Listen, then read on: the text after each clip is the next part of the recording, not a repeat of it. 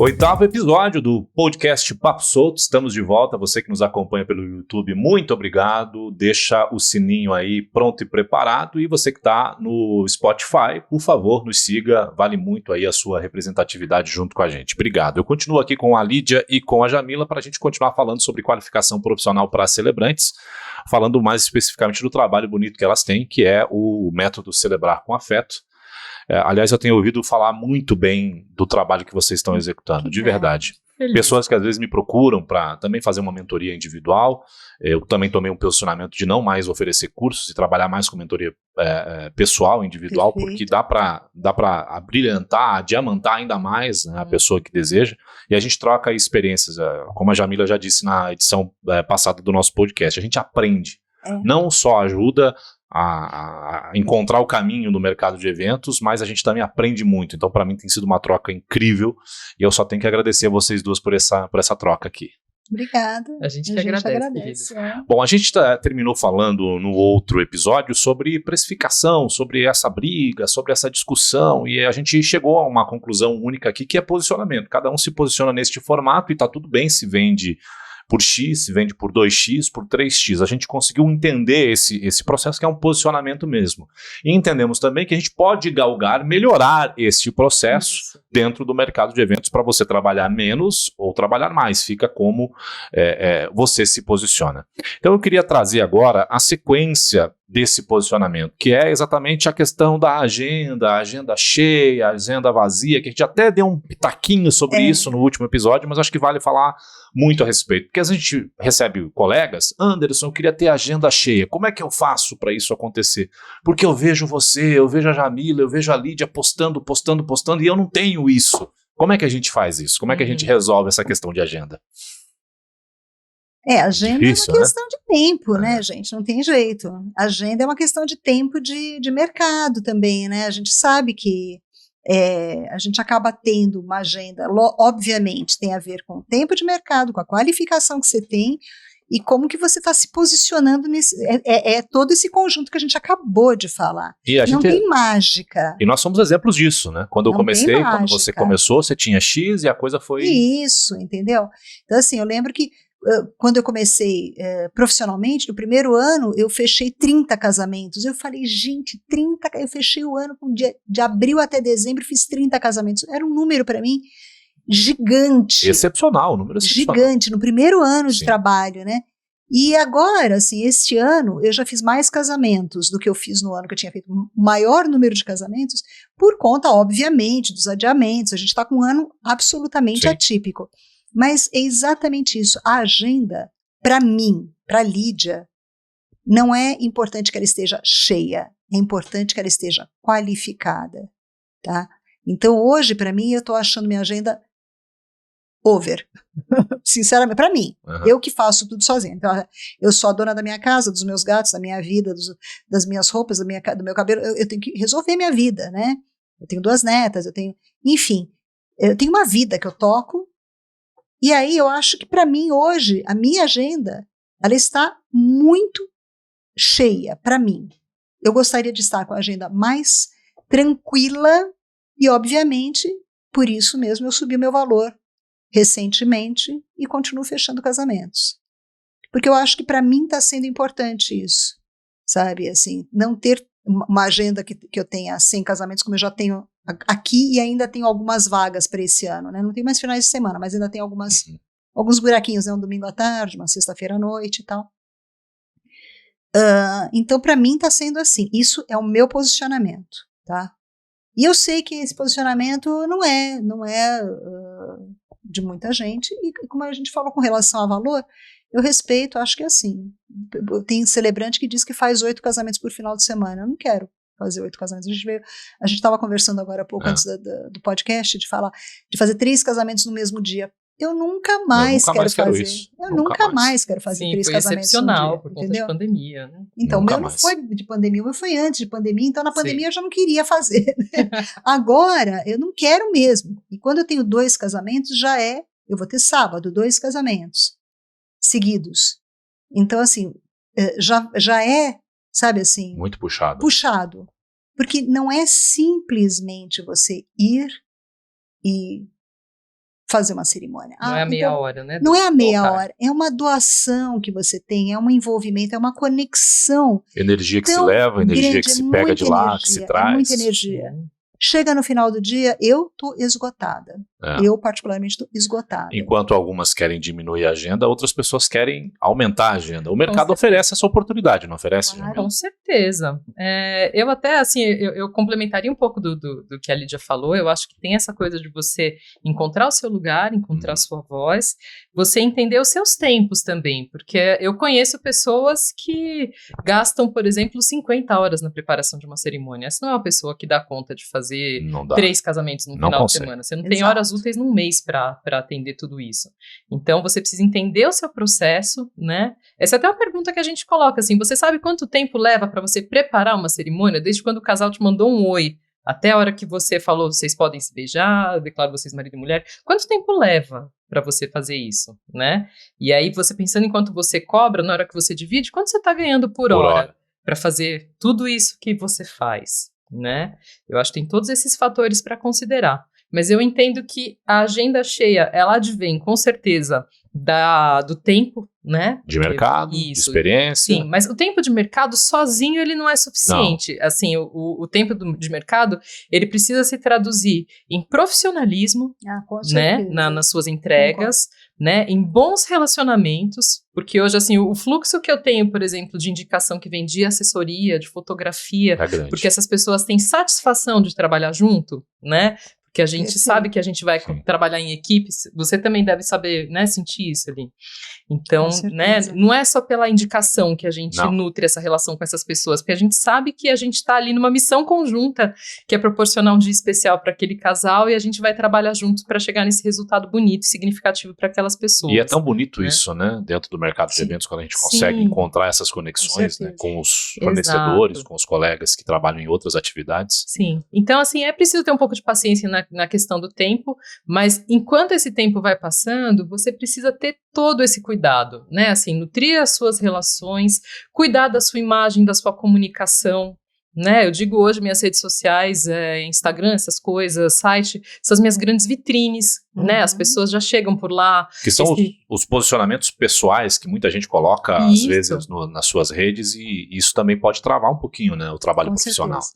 Não, e você precisa mostrar quem você é, porque o casal vai te escolher por isso, né, assim, hoje me acontece muito uma coisa assim, da noiva me procurar, e falar, eu tô te seguindo há um tempão. Sabe? Então ela já vinha ali curtindo o meu trabalho, né? Isso, né? Engajando com o conteúdo que eu produzo, que nem sempre é só sobre casamento, né? Sobre outros assuntos também, porque o importante é que a pessoa olhe para você e fale, essa é a pessoa, esse é o profissional que eu quero nesse dia no altar comigo. Vem muito além do próprio profissionalismo também, né? A competência e o profissionalismo do profissional é importante, claro, mas talvez seja mais importante a pessoa que ela é, né? Eu acho que se o profissional consegue, eu acho que o celebrante ele tem que ter uma dose de empatia gigante, porque quando você se depara com um casal que está na sua frente, primeiro que assim, essa coisa de quem é esse casal, né? Quem são essas duas pessoas, esses dois seres que vieram me procurar? Que seja pela minha vida pessoal, pela minha vida profissional, que seja porque me conheceu, porque eu já fiz 6 casamentos naquela família, ou porque eu tenho, sabe, assim, uma rede social, enfim, não importa, mas assim, qual é a empatia que eu tenho que ter de entender que este casal que me procurou, ele quer o meu trabalho? Já me perguntaram assim, você não quer... Por que você não abre uma empresa? Você não está dando conta da sua agenda? Abre uma empresa. Eu não quero abrir empresa. Eu quero atender essas pessoas. E essas pessoas me procuram porque querem a mim, querem a Jamila, querem o Anderson. Elas não querem qualquer um. Elas não estão procurando qualquer pessoa para celebrar o seu casamento. Esse nosso posicionamento só vem através de realmente... São conexões criadas. Com as conexões criadas, com essa coisa da gente se colocar no lugar do casal. O que eles esperam da gente? Como a gente falou com relação à pessoa que busca o nosso curso, a mesma coisa se dá com o casal. Isso também é importante, né, para o aluno, né, para o mentorado, né? Tem que curtir o que vocês produzem, o que vocês querem, né? Porque se tiver uma linha Eu sempre falo que a gente aprende muito, indiferente do processo, seja um curso bom, um curso ruim, você sempre vai aprender, bom ou ruim, você sempre vai aprender. Mas ter essa conexão com os professores, no caso vocês duas professoras, é maravilhoso, é muito importante. Sim, eu acho que quem busca o nosso curso são pessoas que querem esse panorama amplo de entender a profissão, de você terminar o curso e falar, nossa, agora eu me sinto muito mais preparado para desempenhar esse trabalho, e não é só porque eu fiquei vendo o que ela faz, é porque elas me proporcionaram insights sobre quem eu sou e quem eu quero ser, para eu construir o profissional celebrante que eu quero ser, né? E aquelas informações são o pulo do gato que vão tirar você de vários apuros, né? Tem quanta coisa que a gente não passa em começo de carreira que você fala, se alguém tivesse me contado que eu podia fazer assim, né? Do que eu não tinha escapado aí, que de sabores eu não tinha vivido, né? E são muitos de sabores. Como acontece. Pode acontecer. Como acontece. Com certeza. Eu vou entrar agora numa seara bem interessante, limite da celebração, limite do celebrante, existe isso na concepção de vocês, na vivência, na experiência? Para o mercado existe limite ou não? Eu pergunto isso porque ultimamente a gente tem visto aí na internet, nas redes sociais, muitos vídeos de diversos celebrantes trazendo coisas assim, nossa, onde a imaginação viaja, a imaginação vai longe, e aí é uma coisa muito pessoal, né? Porque gosto cada um tem o seu, né? Mas eu queria perguntar para vocês se nesse trabalho profissional do celebrante tem essa coisa da imaginação, do limite, como é que vocês enxergam isso? Eu acho que o limite, ele é individual. Eu, Jamila, sei o que eu topo fazer e o que eu não topo. Agora, assim, o limite aplicado ao evento, cerimônia, ele não existe. Por quê? Até porque isso eu acho que é o que vai no coração do trabalho do celebrante. Quando um casal me procura para me perguntar sobre o meu trabalho, eu sempre digo para eles que o grande diferencial de você ter um casamento feito por um celebrante, né, que ao contrário das gerações, por exemplo, meus pais casaram o quê? No cartório e na igreja, né? Só que são duas instituições que trabalham, né, para esses né, são instituições, né? O cartório está ali para atender o Estado, a igreja oferece um sacramento, né? Para quem vive aquela crença. Eu digo sempre que o celebrante, ele entrega algo para o casal, né? Eu falo, eu não estou aqui a serviço de uma instituição específica quando você me busca para uma cerimônia. Eu estou aqui para falar de vocês, dos seus valores, das suas crenças, daquilo que vocês levam no coração. O Estado e a igreja têm um roteiro pronto para definir. Isso, normalmente o ritual, né, que eles têm para oferecer, ele está a serviço das instituições e não necessariamente do casal. E agora, se eu quero atender um casal, né, e proporcionar para eles a experiência que é o rito de passagem do casamento, para ser algo realmente marcante, tem que traduzir, tem que representar aquelas pessoas, como é que eu vou dar limite para o que são as pessoas? Se eu falar qual é o limite das pessoas, eu tenho que falar qual é o limite, né, se eu for falar o limite da cerimônia, eu tenho que falar quais são os limites das pessoas. Quem sou eu para colocar limite nas pessoas? Então, eu acho que cada profissional, de novo, vamos falar de posicionamento, Anderson? Sempre voltamos ao tema. Exato. Então, assim, o meu posicionamento vai mostrar isso, né, as coisas que eu costumo fazer, e as próprias pessoas vão olhar para mim, se o meu posicionamento é claro, se a minha voz está muito clara no que eu faço, falar, ela não tem a cara do que a gente quer, né, ou falar, não, essa é a pessoa, quando eu pensava em casamento, era alguém assim que eu imaginava lá, né. Isso é muito interessante você estar falando isso, até porque, assim, eu e a Jamila temos posicionamentos diferentes de cerimônias. Perfis diferentes. Nós fazemos cerimônias totalmente diferentes. Exatamente, né? E já aconteceu de um mesmo casal nos procurar e eles falarem, não, é a Jamila, a gente tem... Ok, e assim, eu não me senti, olha, ao contrário, eu falei, que ótimo, porque assim, eu não ia conseguir representar aquele casal. Isso também faz diferença, né? Então, assim, qual que é o limite? É você entender que não é simplesmente fechar mais um contrato. Eu já neguei contrato. Sim. De olhar para um casal e falar assim, eu já falei para eles, assim, eu acho que eu não sou a pessoa ideal para vocês. Também já fiz isso. Eu não sou aquela pessoa que vocês estão procurando, eu acho que vocês precisam procurar uma pessoa diferente. Isso também é posicionamento, é você saber que naquela hora da cerimônia eu não vou ficar à vontade com eles. Então, esse limite é o nosso. Assim, tipo, né? O que eu não faço? Eu não faço também uma série de coisas, tipo, né? Fazer uma cerimônia que tenha... Até porque a cerimônia de casamento não é uma mensagem institucional, né? Ela não é institucional. Né? Porque essa é a grande revolução cultural que o celebrante representa. Isso. Então, eu acho que se tem algum limite, assim, esse nosso pessoal, né? Mas tem o limite de respeito ao casal. Também, isso, né? Claro, e a gente tem que saber também o limite com relação a onde, quando eu falo, por exemplo, da gente falar sobre família, né? eu falo muito sobre família na cerimônia, eu gosto muito de falar sobre família na cerimônia, mas a gente tem que ter um limite também, eu tenho, né, eu me cobro esse limite de saber que, assim, uma coisa é saber que o pai e a mãe são separados e tal, agora, se a mãe veio com a namorada e o pai veio com o namorado, tanto faz, né, então, assim, eu não vou entrar na questão de, sabe, tentar descobrir por que ele não fala com o pai, por que o noivo não quer falar com o pai há anos e que não quer citar, eu não vou ficar perguntando para ele, entendeu? Mas por quê? Então o meu limite chega ali. É o meu limite. Porque para a construção do meu trabalho, eu preciso ir só até ali. Só para entender, você não fala com seu pai? Você não quer que cite o seu pai? Ok. Tá tudo bem. Entendeu? Sim, a gente vai mexer em feridas. A gente não mexe. Isso. Quer dizer, isso é o meu limite. E aí também acho que tem essa coisa de cada celebrante fazer da sua forma, né? Para eu construir a minha celebração, eu tenho alguns limites. Sim. Eu acho que só o celebrante não pode expor o casal a uma situação vexatória, que seja algo que não tenha sido combinado, nenhum tipo de constrangimento. Fora isso, é o que a gente mais escuta, é o limite. Né? É o que a gente mais escuta. Eu tenho muito dessas coisas que o casal, olha, eu não quero que fale que a mulher é sabe, submissa. Não quero que faça aquelas piadas sem graças que normalmente falam nos casamentos. Muitos casais já entram com essa questão, né? Sabem o que não querem. Isso, Pode ser que eles não saibam o que querem, mas o que não querem, normalmente eles sabem. Sim, exato. Mas assim, eu sempre digo que celebrante é um termo guarda-chuva. Ele abrange uma variedade de perfis profissionais imenso. O importante é que cada um saiba ali que público está atendendo e faça isso com profissionalismo, né, com responsabilidade, porque cada vez que você estiver no altar, você está na frente de 200, 100, 300 pessoas que sejam, e muitas dessas pessoas estão vendo um celebrante pela primeira vez, a gente ainda está nesse processo, né, ou umas das primeiras vezes. Então, quando você se apresenta fazendo, né, a sua cerimônia, você representa a categoria também. Sem falar da confusão. Cerimonialista, cerimonialista. Um clássico. Está melhorando.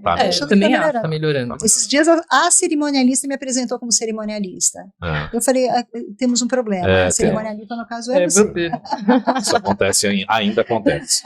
Isso. Improviso, texto pronto, texto autoral, texto de internet, leitura de poema. Como é que vocês enxergam isso? Como é que vocês veem isso?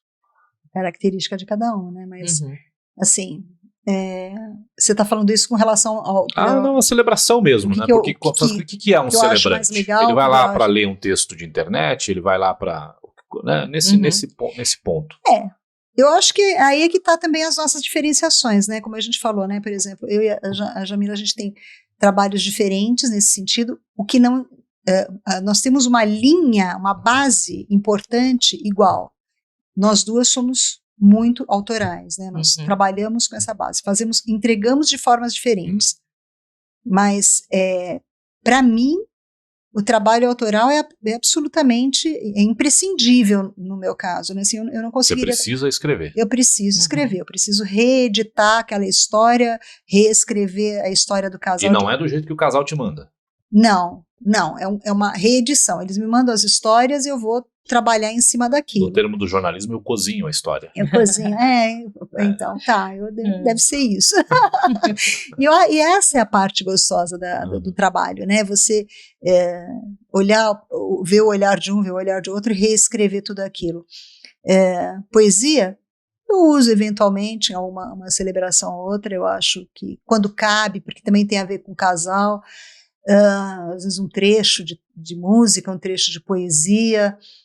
Esse fim de semana, esse último, foi até interessante porque o noivo muito poeta, ele inclusive ele escreveu uma música que foi tocada para ela depois dos votos e foi linda, até falei, foi uma celebração completa, teve até dança dos noivos na hora da cerimônia, eles dançaram a música, foi lindo. Então assim, usei trechos da poesia dele mesmo, que ele tinha feito para ela quando eles se conheceram. No final, finalizei também com um trecho dele, entendeu? Então, assim, são coisas que você pode fazer.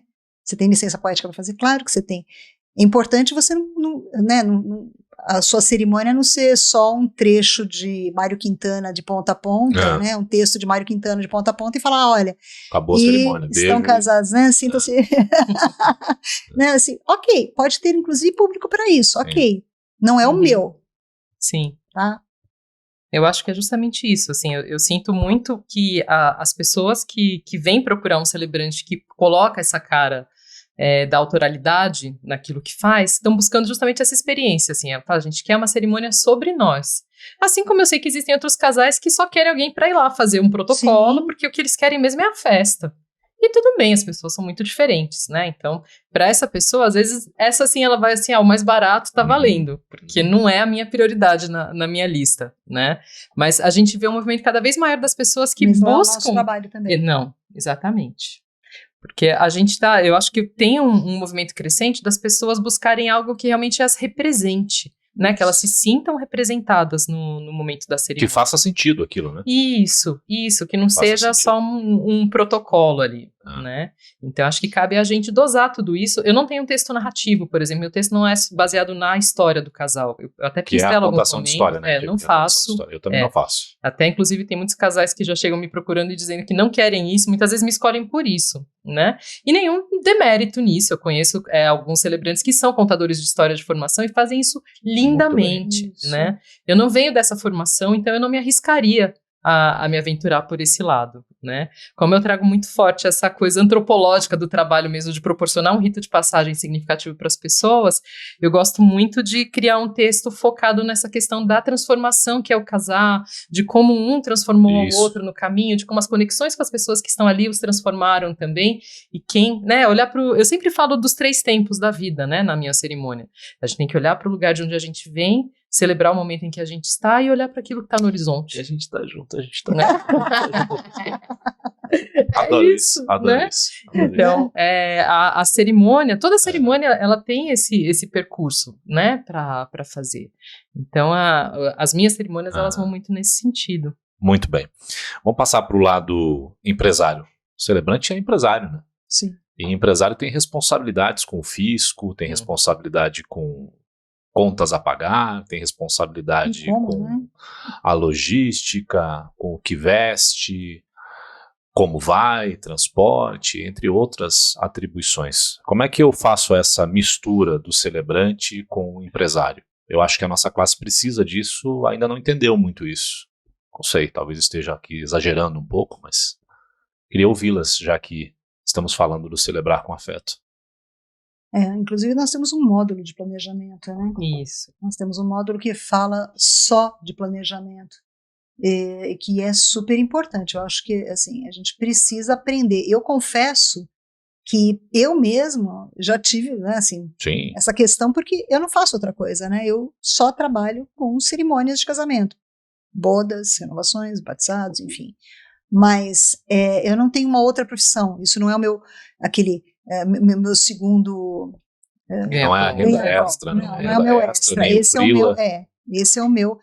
E é óbvio, né, que assim, era uma conta só e tudo se mistura e assim, eu pago o pãozinho da padaria com o dinheiro que eu recebi de celebração, né, e acabou, né. Agora, é importante a gente ter em mente, montar, eu acho que assim, tanto planejamento, eu tenho as minhas planilhas malucas que são minhas e que eu acho que são super importantes. Então, assim, minha planilha de despesas, de recebimentos, né, de tudo que eu tenho que fazer, inclusive, né, dos impostos e tudo mais que a gente tem que pagar e tudo. Até porque celebrante não tem fundo de garantia, a gente tem que se virar lá no futuro. Exato. É um autônomo, né? Ou é um microempresário. E o fundo nem sempre garante nada, né? Garante, às vezes o fundo não garante, principalmente depois de 2 anos sem trabalhar, né? Vamos combinar que está sendo difícil.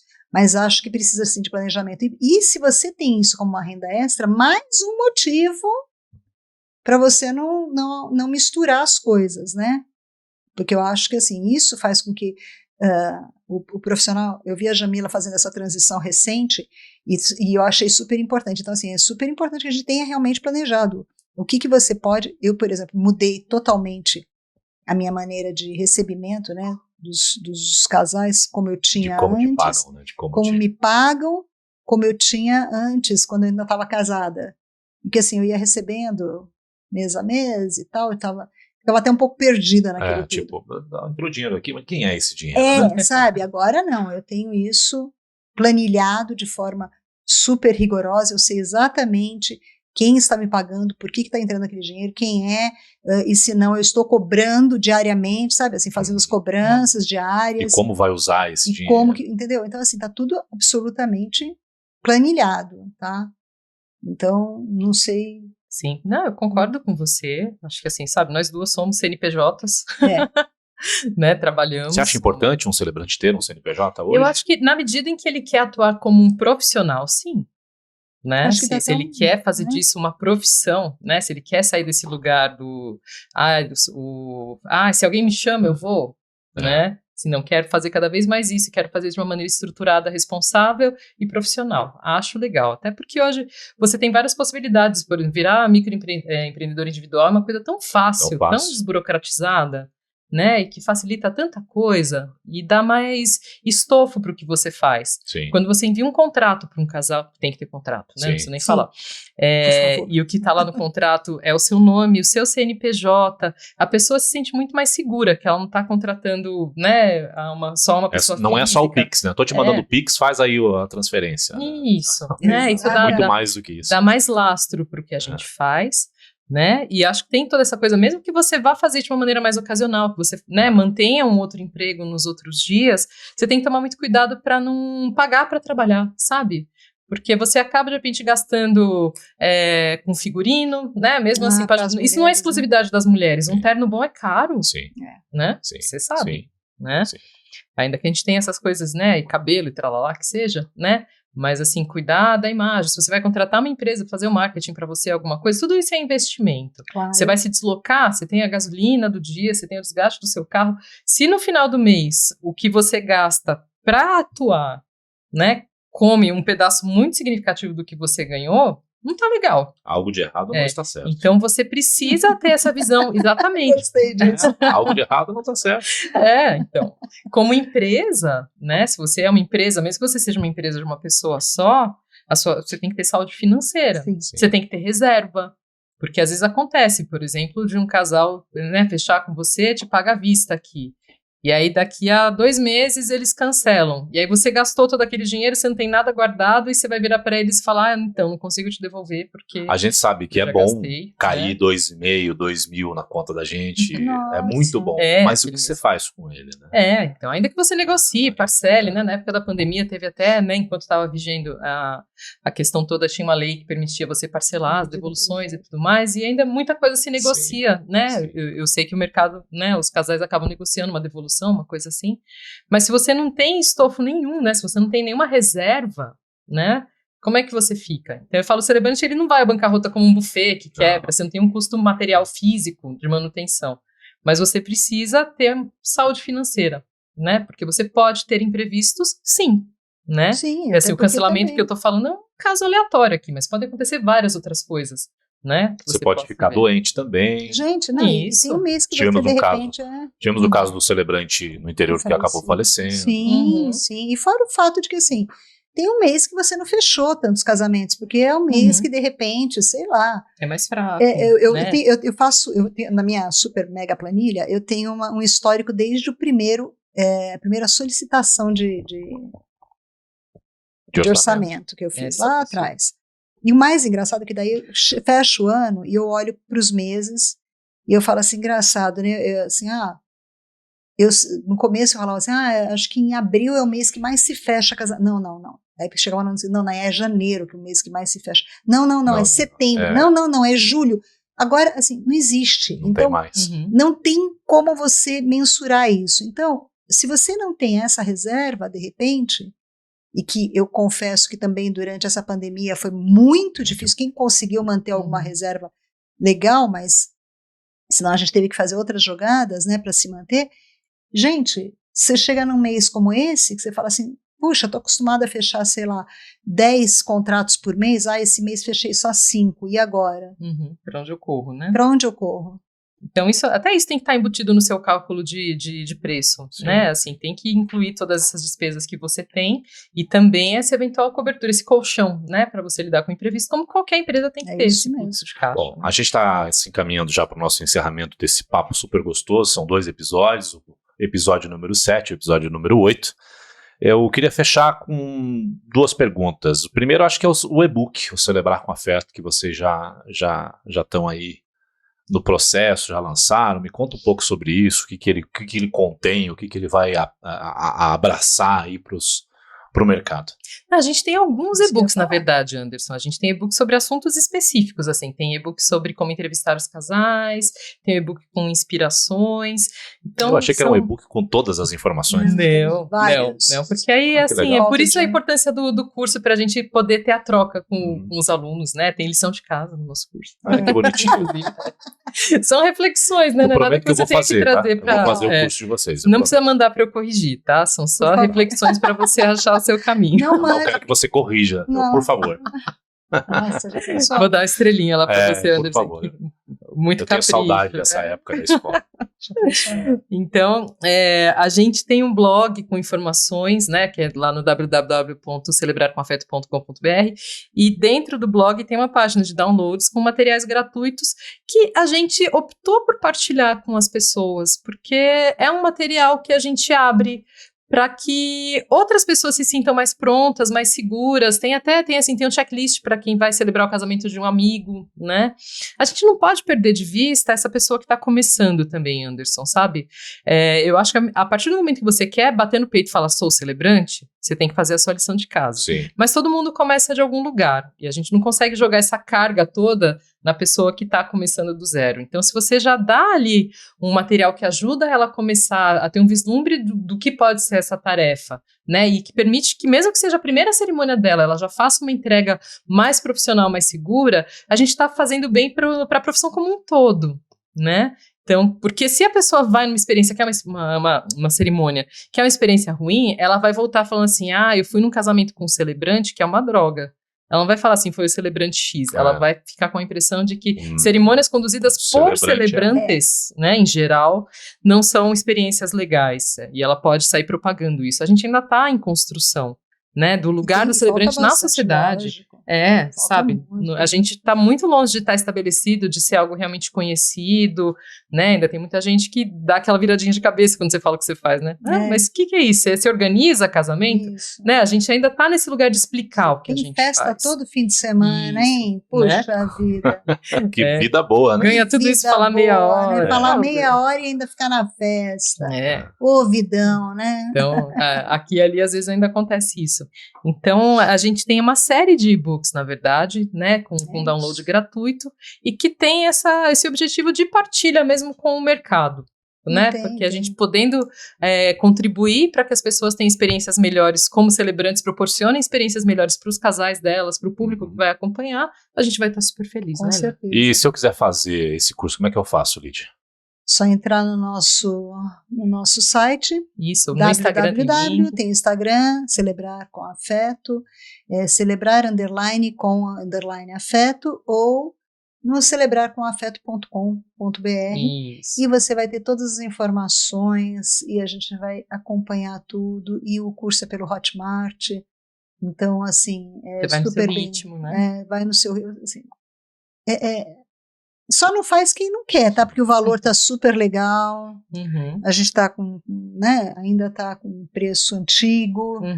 Então, assim, gente, precisa qualificar. Então, vamos lá, porque... Isso. E, assim, independente de ser... Muita gente, às vezes, torce o nariz pro online, porque acha, assim, que só vai assistir aula e não vai ter nenhum acesso a nós.